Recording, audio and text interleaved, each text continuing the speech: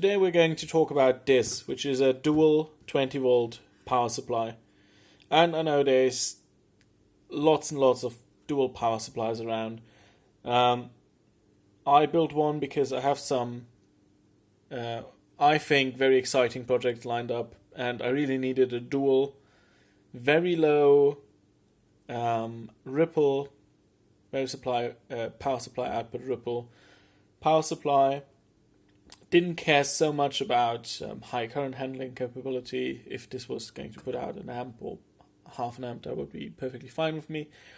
But all the cheap power supplies are usually not that good on having a clean output, or they're switch mode power supplies, or all sorts of things. So I built this, which is worked out really nice. And this is going to be a relatively short video. Let's go over this. We have two knobs that just dial in the output voltage on each side. These are 10-turn pots, so you can dial this in fairly accurately. Output, one positive, one negative, and you could combine them here. Then you'd have a split rail power supply that you can adjust each side. On-off switch, power lead down here, 2 meters, and that's about all. Power lead coming in. That's about all that you see on the front of this. So let's talk about how I put this together. I get this open here. You can see this has two CPU fans in it, and this power supply is running as a linear power supply. It's using for the positive regulation LM317. For the negative side regulation, we're using an LM337. So these CPU fans, I like them a lot. I bought a whole box of them, 20, 30. Haven't even counted them yet at a surplus dealer. These are good for about 40 watts of power each, and it works out relatively nicely for this project. The problem with these fans is they come in sort of this form, and because they're fairly specific, they don't have a lot of mounting holes that are really convenient. These lugs here, they're all different sizes and positions. And this is because obviously this is going into a laptop of some sort. So the mounting holes on the chassis of the laptop where everything is really cramped would be fairly specific and designed into this. The nice thing is this has 4 lugs here that you can put M2 screws through. And this is exactly what I did. I designed this sort of mounting block. As you can see, this is the mounting block down here, that has a slot cut out where you can put a TO220 package and then have the wires coming out here. Put a little thermal compound on this, and then you can just screw it down here. And this sort of holds up the whole fan then, and the whole fan assembly and the heatsink and everything. And this is screwed down by these 2 lugs here. And this is, I mean, I wouldn't throw this around too much, but it's quite stiff and it's not easy to break. This really doesn't, for the sort of application I'm using it, doesn't really need to be mounted on all of these. It's perfectly fine. Another thing that I really wanted is I wanted the fans to only come on when they actually need to come on, because I find it's incredibly annoying to have a power supply draw, 5 milliamps from it, and you have the fan running all the time. It's just not great. So these have thermistors here and here going down directly to the TO220 package down here. And these go off to the board, and we'll look at the circuitry in just a minute. 2 more features of this. It has 2 transformers, and you'll see why in a minute. I didn't have one that combined all the voltage that I needed. So this is supplying the main power supply. And this is down here, it's just an additional transformer that's providing 12 volts for the fan and the temperature control logic and all of that. This here is the main board. You can see all the fuses are down in here. This is going off to the power switch over here. And that's about all that I have to say about this for the moment, I think. I think we should look at the circuitry now. Alright, let's talk about the circuitry on this. We'll start with the lower half of this schematic. The lower half is the actual power supply. The upper half here is the temperature regulation, and this is just some fuses. So we're coming in here with our center tap transformer, and the center tap is just connected to ground. It's just connected straight through to the output. The upper and lower taps of the transformer, they're actually connected on the board to these fuses here, and this is sort of just a pass-through. I could have put them right in front of this connection point here, but in the beginning I wasn't really sure if I wanted this connected straight to the fuses. I thought I'd put some additional stuff in between here, but I ended up not doing that. So this is basically just connected to the lower, this is connected to center, this is connected to the upper, and the transformer is just connected to this. This is the main power fuse that's also on the board. So line comes in here, line comes in here through the fuse to the switch, and then off to the transformers. A second transformer comes in up here, but we'll talk about that in a minute. So the voltage from the transformer first goes through a bridge rectifier here, goes into some filter caps, going into some filter caps here, and then we have a complementary capacitance multiplier. So NPN transistor capacitance multiplier up here, and PNP down here. This is a 220 microfarad cap, and this provides fairly good ripple rejection. When I tried this under half load, it was under 50 microvolts on the output as measured with my oscilloscope. I don't know if this is true for all positions of the regulator and all loads, but maybe I just picked one where it performed really well, but I think that's pretty good. It was actually, I think, a little lower than that even. I think it might have gone down to, I don't know, 25, 20, something like that. At 50 millivolts, I could hardly see it, but I didn't take any further measurements. After this capacitance multiplier here, we're going into our regulators, and this is just a circuit from the schematic. Filter cap here to stabilize the adjust voltage.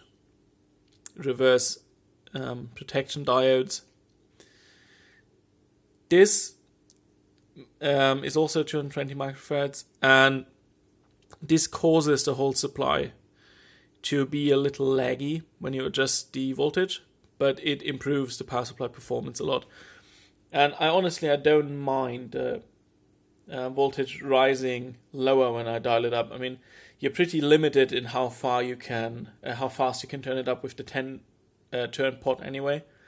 So this works out relatively well. We've got another big filter cap here at the output, and then we just go to our output jacks on the front. So let's talk about the temperature regulation here. As said, we're coming in from the auxiliary transformer, fuse, bridge rectifier, filter caps, 7, 8, 12 voltage regulator into a filter cap. We don't need anything really fancy here. We're not using this for anything besides running this comparator and the fan. So no additional fancy regulation here. We're going into this comparator. The power pins are connected here.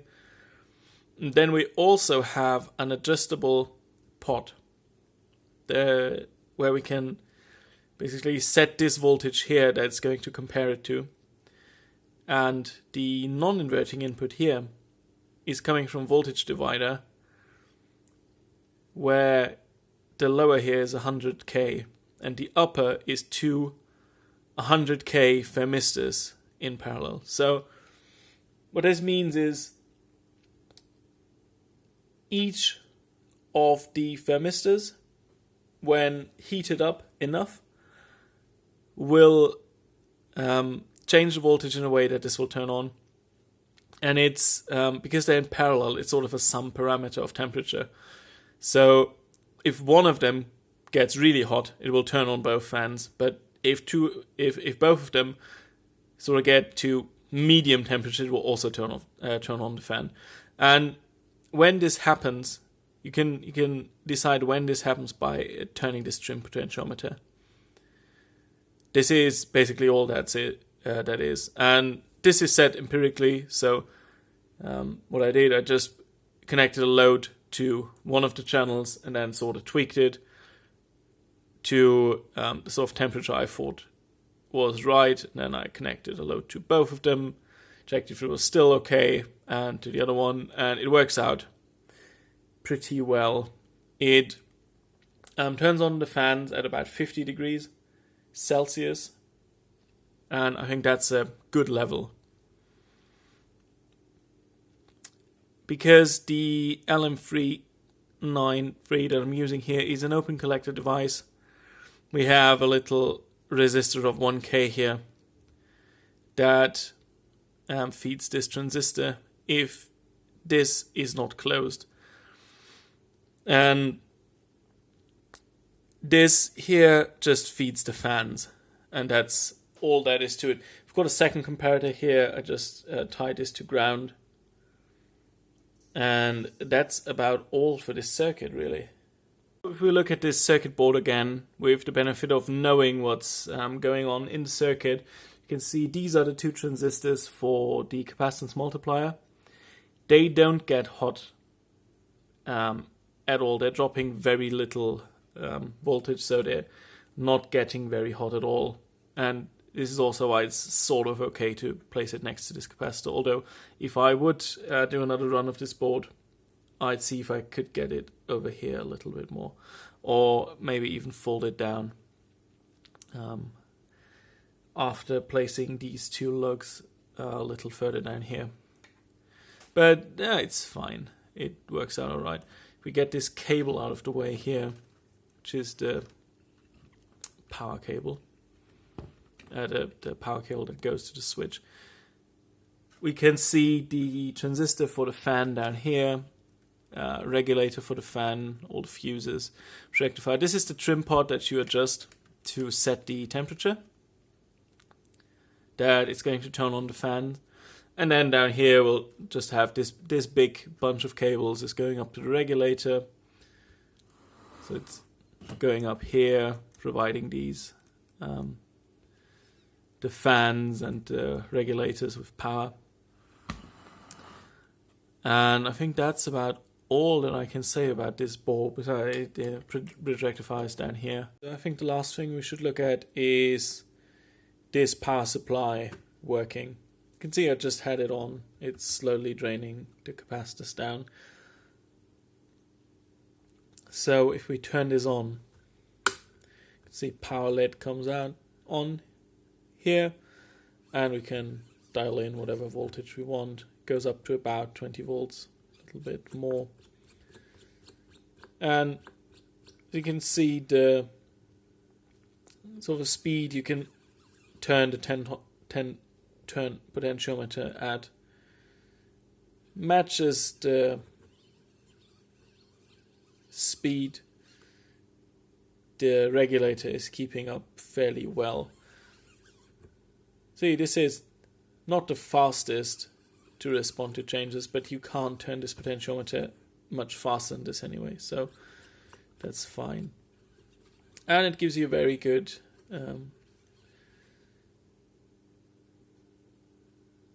control over what voltage you're getting out of this. Obviously, if you want an exact voltage, you're going to put a multimeter on the jacks in front. This is more to get a rough estimate of where it's at. So same goes for the other channel. Turn this around and you get different voltages. So if you turn it off, it takes a while to drain the capacitors on the output. But with the low voltages involved here, this is really not an issue. So if I unplug this, and we'll look over to this side, you can see I've got fairly big slots in here, and the two fans output blows out here. It probably would have been better to only have about this area slotted, and then to put slots on this side, so we'd have airflow going into the fans at the back and then out here, and thereby drawing air from the other side over the circuit board, cooling down that. But nothing on the circuit board is really getting hot enough to justify that. And the fans are now sucking the air in sort of out of this area here, blowing it around the transformer over the circuit board into the fans and out here. So that is, I think, all I have to say about this power supply. Couple additional things. There wasn't, if I can get the camera to focus again. Let me put it on its back. There's a point to focus on. No video last week because I was handing in my thesis and restructuring the lab a bit and doing all sorts of things. You might have noticed that the scratches on the desk are moved to the right a little bit, to your left a little bit, and this is because the camera is now filming from a different position down on the workbench. Which means I have now, how I've restructured, I have a lot more space to either side, so that will work out nicely, I think. Why I needed this power supply is for a couple interesting projects I have coming up. Not going to say much about that yet, but as said, the next video is probably going to be either vacuum tube oscilloscope or Z80, and I'm also going to post videos on Saturdays now instead of on Fridays. It just works out a little better for me. And I think that's all I have to say for this video.